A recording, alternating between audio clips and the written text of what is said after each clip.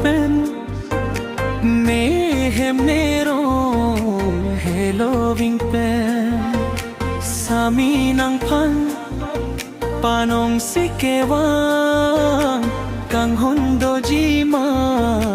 นังเนพา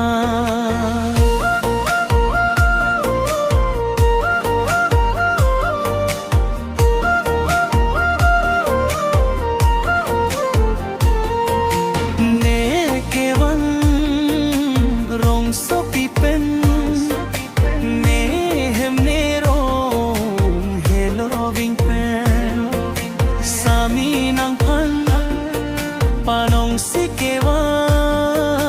kang hondo jima nang nepa mejir po atuman kenang pensipi nang pre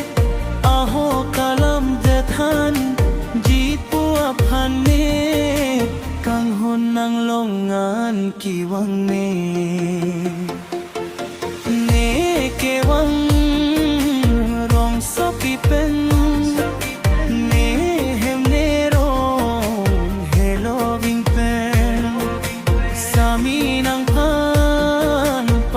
sikewang kang hondo jima nang nepal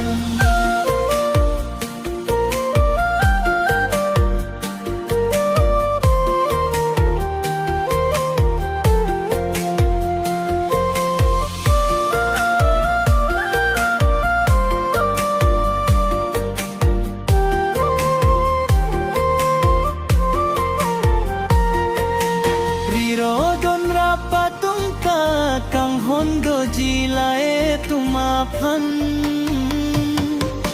kang hon lapi verji tumapan kang hon lapi verji tumapan